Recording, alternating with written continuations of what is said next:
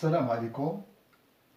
On va résoudre cette équation trigonométrique sur l'intervalle 0 de p.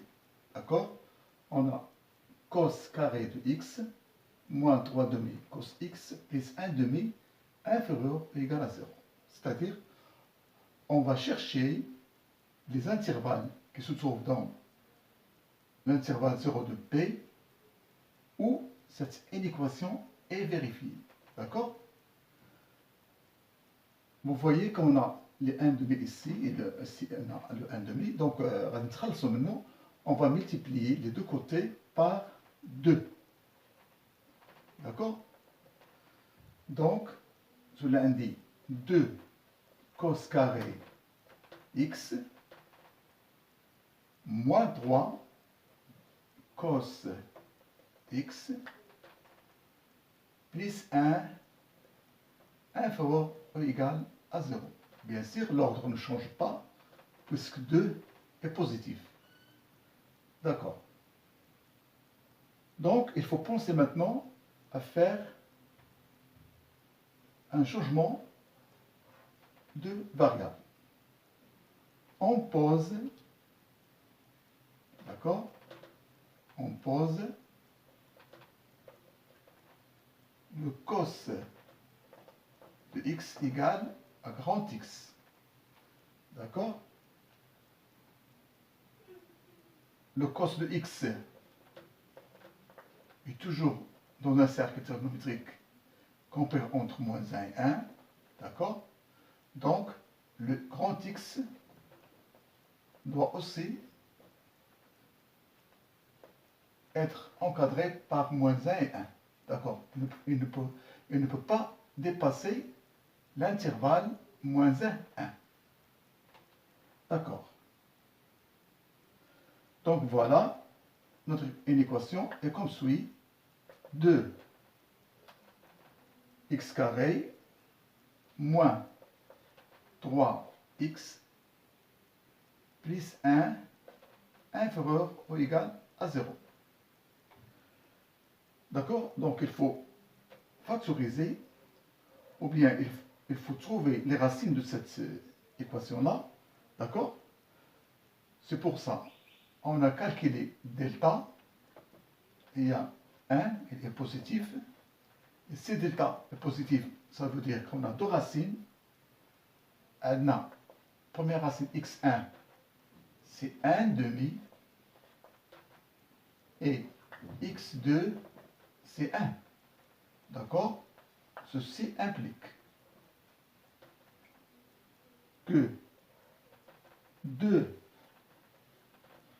x carré moins 3x plus 1 égale. Toujours le coefficient, d'accord? On a 2 ici, facteur x moins première racine 1 demi, facteur de x moins 1, deuxième racine. D'accord? Voilà, on dit l'axe diana. On pose les racines, il y a 1 demi et 1. J'ai le a positif, donc le signe de l'hadi, en tout cas, a. Hors les racines, on a le signe de a, donc le signe de l'équation est positif, hors des racines.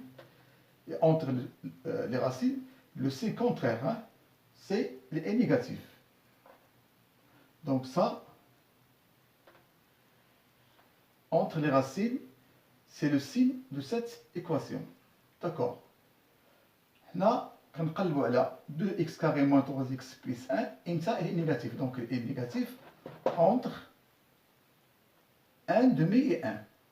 Donc, 2x carré moins 3x plus 1 est inférieur ou égal à 0 si et seulement si le grand X est encadré par 1 demi et 1. D'accord? Est encadré par 1 demi et 1, ça veut dire quoi? Que le cos de x est encadré par 1 demi et 1. D'accord? Le cos de x, voilà, ça veut dire que le cos de x est encadré par 1 demi et 1. Donc, pour chercher les intervalles, d'accord, qui correspondent ou bien qui vérifient cette inégalité, il est nécessaire d'utiliser le cercle trigonométrique. Et ce qu'on va voir. D'accord, on a trouvé que 2x carré moins 3x plus 1 est inférieur ou égal à 0. Ceci pour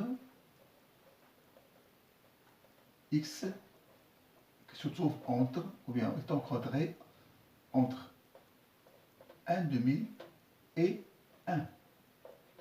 D'accord. Or, le grand x, c'était le cos de x. D'accord? Donc, ce qui implique que le cos de x est encadré par 1 demi et 1. D'accord. Lorsqu'on dit que le cos de x est encadré par 1 demi et 1, donc ça veut dire chercher les intervalles dans les abscisses qui vérifient cette inégalité. D'accord? Il faut faire attention. Parfois, les élèves écrivent que le cos de x, par exemple, oui, le 1 c'est cos de 0, et le 1 demi c'est cos de p sur 3. Ça, erreur. D'accord. Toujours lorsqu'on a ce genre d'équation, c'est le cercle. C'est nécessaire de travailler avec le cercle trigonométrique. D'accord. Donc, on a ici le cos de x est compris entre 1 demi et 1. D'accord. N'oubliez pas qu'on travaille dans, ou bien sur l'intervalle 0 de p. D'accord? Donc, voilà. 0, on fait le tour complet jusqu'à 2p. D'accord. Le cos de x est compris entre 1 et 1 demi. Voilà l'axe des cosinus. Le 1 demi, c'est ici. D'accord? Et le 1, c'est ici. Donc, la partie bleue, c'est le cosinus qui se trouve entre 1 demi et 1. Donc, il faut chercher maintenant les intervalles qui ont les abscisses ont un cosinus pour cet intervalle-là ou bien pour cette partie-là. D'accord. Le 1 demi, c'est un donné dans le tableau des valeurs usuelles, correspond à P sur 3. D'accord? On sait bien que le cosinus de P sur 3, c'est 1 demi. Mais, vous remarquez aussi que ce point-là a le même cosinus. D'accord? Ce qu'il faut chercher. On est sur l'intervalle 0 de P. Donc, le sens, c'est positif. Donc, P sur 3, ici c'est 2P sur 3. 3P sur 3, c'est P.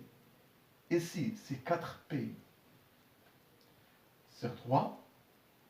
Et ici, c'est 5P sur 3. Bien sûr, on est toujours dans notre intervalle. Ici, c'est 6P sur 3, il y a 2P. D'accord. Et vous voyez maintenant que les abscisses de cet intervalle 0P sur 3 et 5P sur 3 de P, les abscisses dialogues, ou bien les abscisses kervélines, ont un cosinus qui se trouve entre le 1 et le 1 demi. D'accord. Donc, le premier intervalle que j'ai, c'est 0P sur 3.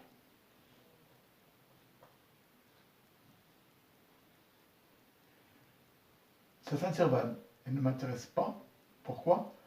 Les abscisses de l'intervalle هذا عندهم un cosinus inférieur à 1,5. Donc, il ne m'intéresse pas. De le 5p sur 3 jusqu'à 2p, les abscisses ديالهم عندهم un cosinus qui se trouve entre 1 et 1,5. Donc, je prends l'intervalle 5p sur 3 de p. D'accord.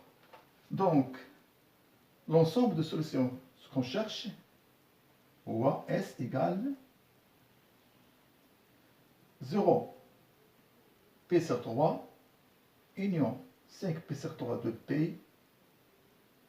C'est l'ensemble de solutions de notre équation. Et bon courage.